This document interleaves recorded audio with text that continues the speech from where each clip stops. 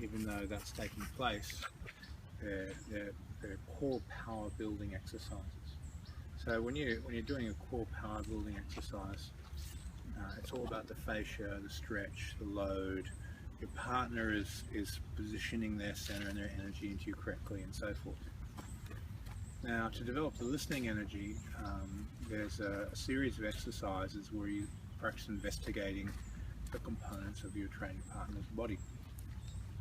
So, the first exercise we're going to do, you grab the fascia, just tap into the fascia, and we're going to feel the electric and the magnetic lines. So we've got bicep, back, abdominals, hamstring, shin, and heel for the magnetic. We've got the ball, calf, quad, lower back, chest, tricep for the electric. So if I'm in a tug of war, I'm going to activate my back and biceps. My abdominal core is going to pull in.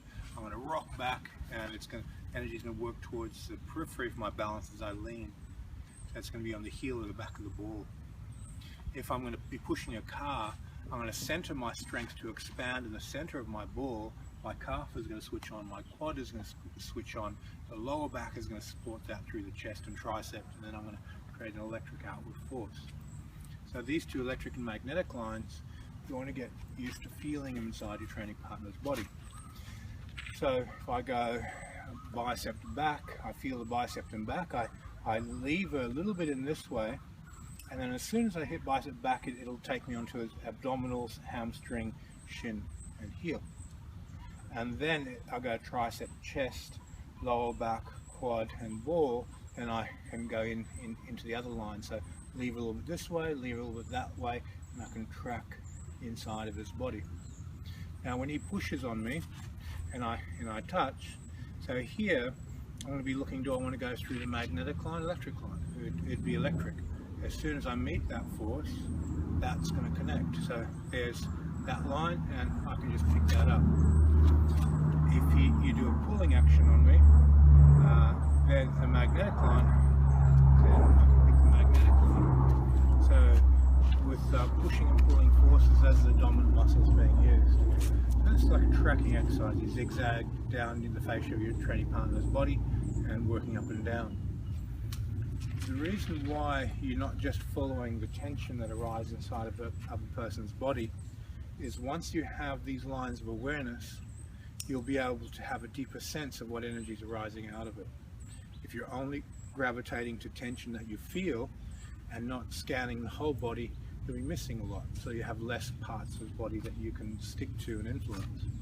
So these listening exercises generate a lot of gain for your targeting. When you want to emit a force, what are you sticking to? What are you emitting into? When your partner's feeding forces into you, you can feel a lot because they're feeding. If a person's not giving you anything, for people who have that jelly body sort of training style, they don't want you to feel anything. They take away all their tension, and so then in order to issue a force, you have to stick to something. And with those people, you can just leave a little bit in and out, and then you're inside. You've got something you can connect to. And it doesn't matter about them being jelly, just the fact that you can get there, you can get into the system because you can feel it. You can only influence what you can feel. If you just project energy at the person, most of it's going to dissipate. It's not sticking. So as soon as you feel something stick, and you can emit the energy. Whether you're using a model that runs off rebounding off their energy, or using a model which is just transmit the energy through. Rebounding energy doesn't work on dead-weighted people.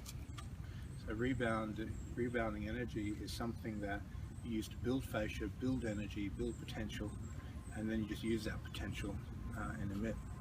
So when people become dependent on having to rebound a force, that in order for me to bounce, you've got to give me something, it's very limiting. You want to be able to just go into their body and emit a force and catch them straight away. So on both sides. One's rebounding, one's attending. Right, so as you grab your training partner, we pull the fascia this way and push the fascia that way, or pull the fascia that way and the other way. Just track inside. So you can go back and bicep, abdominal, hamstring, and then there, and then you can emit a bit of force into it. Or you might go into the tricep, chest back, and then feel the quadriceps. As I do this, it pumps it out into the calf and the ball, and then give a bit of energy through that line, and then zigzag through the electric and magnetic lines. It's just a small lever. You're just stretching the fascia forward and backward, and using that, because it's a biotensecondary structure. If I touch his fascia here, it's reacting throughout the fascia of the whole body. I just have to listen to that. Same as when we're doing the shaking the tree. Shake the tree, you feel the leaves vibrate. Because of the energy, biotensecondary structure, it's all connected elastically. As soon as we touch, the whole body is connected, and we can feel, and you can emit energy through what you can feel.